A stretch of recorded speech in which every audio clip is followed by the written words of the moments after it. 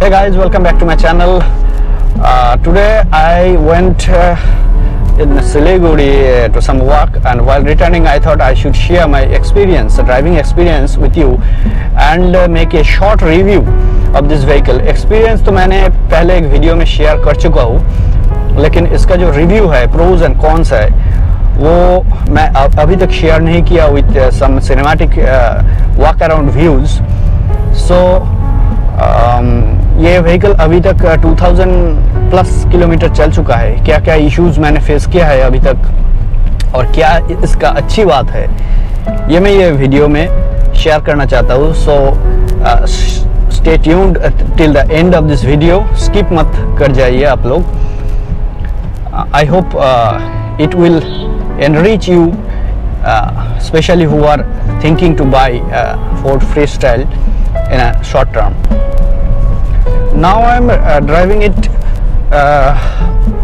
in a rural road जहाँ पर tarmac नहीं है. You can see lots of ditches present here, and इस vehicle का good thing ये है कि इसका suspension इस टाइप का रोड के लिए ट्यून किया हुआ है. और ग्राउंड क्लियरेंस के बारे में तो आप लोग थोड़ा बहुत जानते ही होंगे. इस सेगमेंट में सबसे अच्छा 190 mm ग्राउंड क्लियरेंस है इस व्हीकल में. So without any tension I can move forward. नीचे लगने का एटलीस्ट कोई चांस इसमें नहीं है.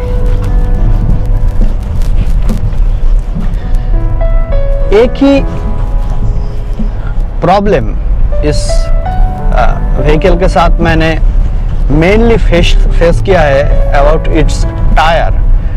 फोर्ड ने गुडियर का टायर दे रखा है and Goodyear tyres are very soft. ये व्हीकल टफ है.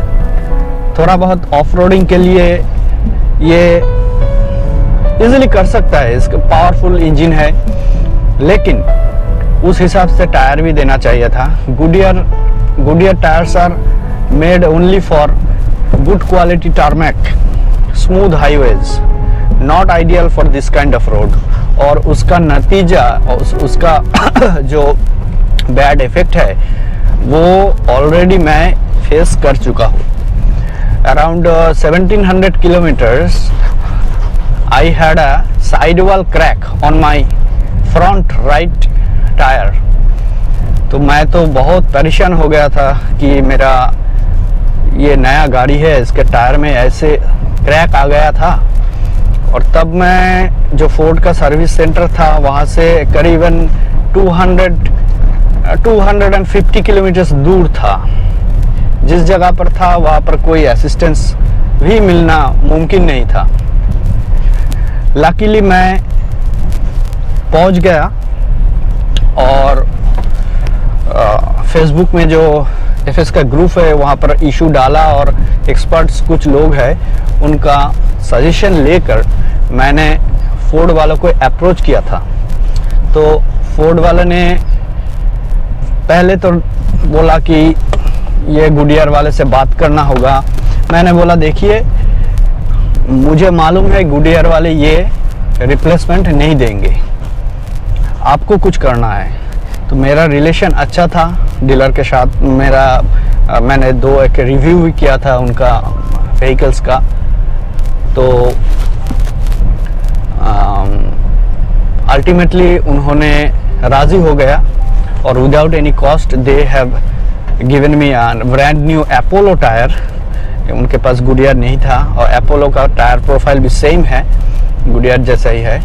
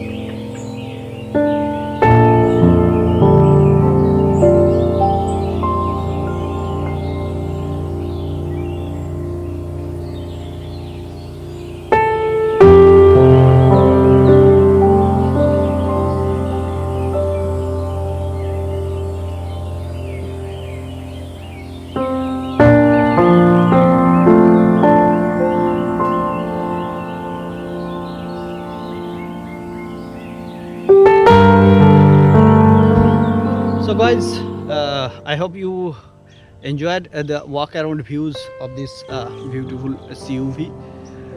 So let's take some details review and some pros and cons of this car.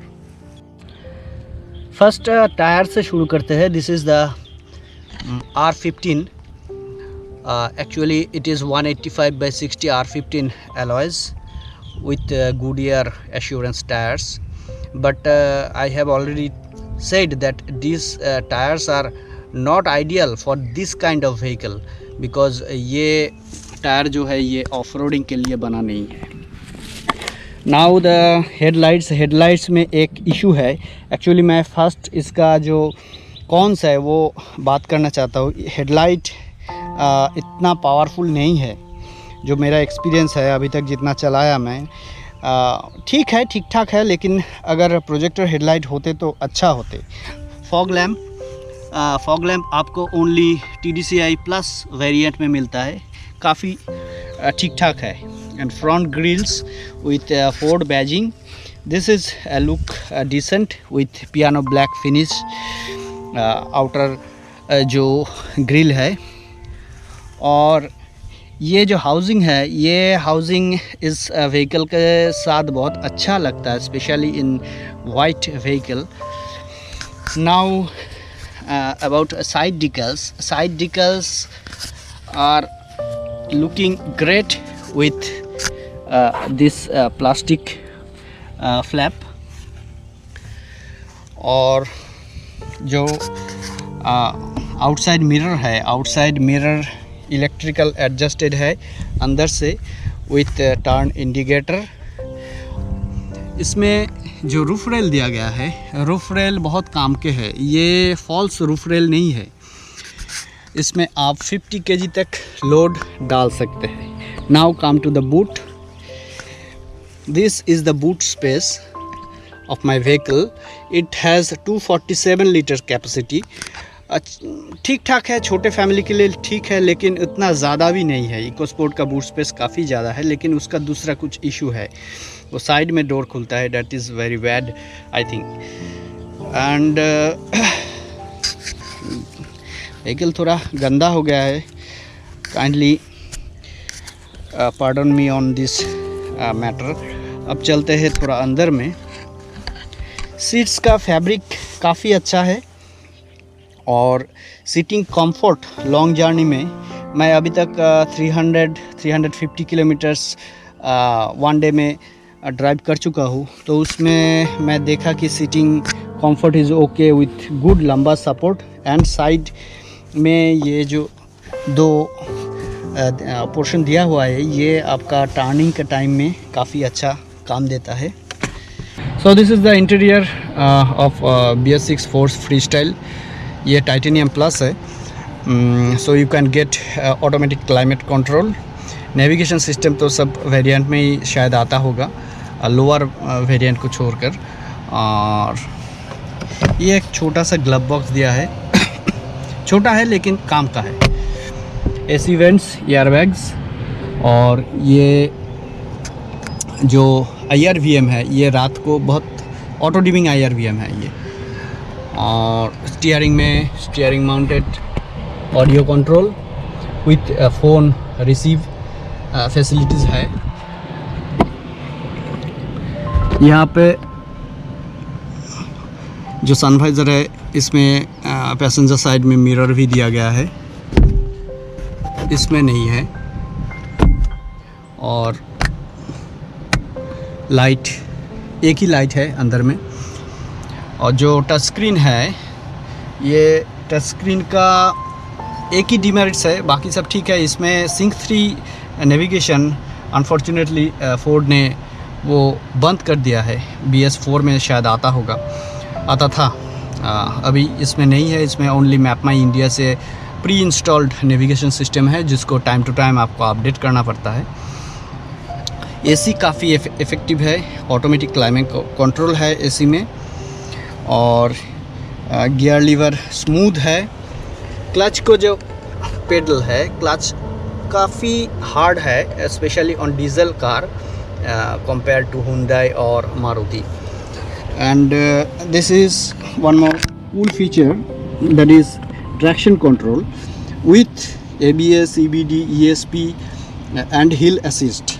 ये आपको यहाँ मिल जाता है ट्रैक्शन कंट्रोल के साथ। यहाँ पर एक छोटा सा स्टोरेज स्पेस दिया गया है यहाँ पर और एक बॉटल होल्डर, आपको यहाँ पर एक बॉटल होल्डर मिल जाएगा, 2-3 bottle, total 9 bottles you can keep in this vehicle. ये अच्छा बात है। लेकिन पीछे का जो डोर्स है मैं आपको दिखा देता हूँ, पीछे का डोर में कोई बॉटल होल्डर्स नहीं है। And this is the view of back seat with headrest. BS4 में ये हेडरेस्ट नहीं आता था, अभी ये हेडरेस्ट है।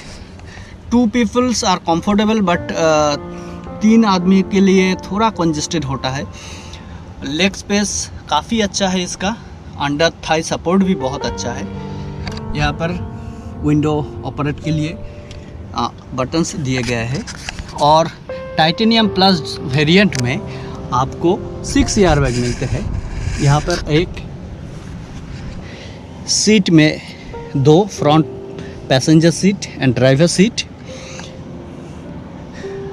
और यहाँ पर और यहाँ पर टोटल 6 एयरबैग इसमें दिए गए हैं। और ये एयरबैग देने के लिए फोर्ड ने यहाँ पर कोई ग्रैब हैंडल नहीं दिया है।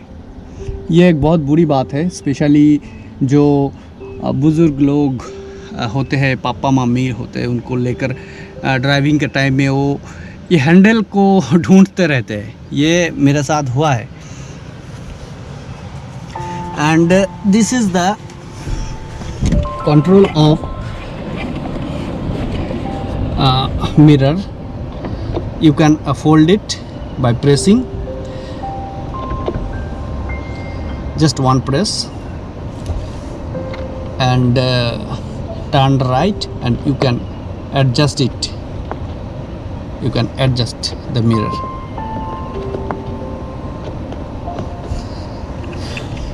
And this is the control of all 4 windows from driver side, and this is the one touch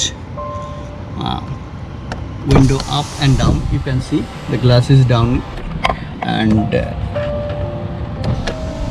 it is going up again. यहाँ पर एक USB, एक ऑक्स और एक 12 वोल्ट चार्जर, जहाँ पर मैं अपना मोबाइल और कैमरा बैटरी वगैरह चार्ज करने के लिए एक लगा रखा है चार्जर, ये दिया हुआ है। Mobile storage space, this is good. And this all are the controls of this navigation system.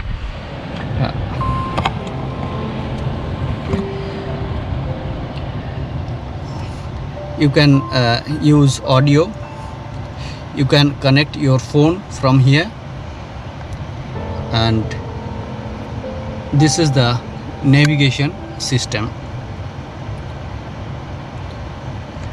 Yes, this is the navigation system.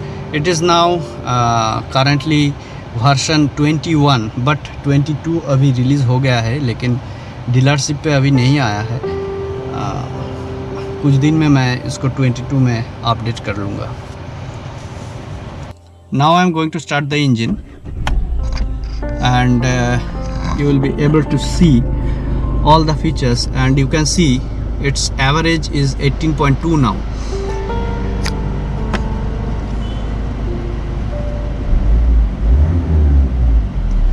This is the RPM meter, and about its engine performance, it's after crossing 1500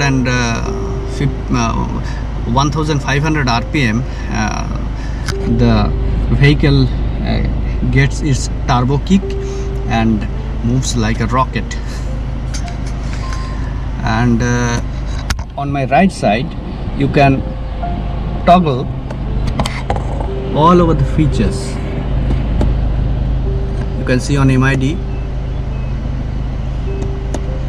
this is total kilometer and everything. you can get it. This is outside temperature, and this is the beautiful engine start and stop button. So guys, that's all about this vehicle's features. Now come to the pros and cons of this CUV.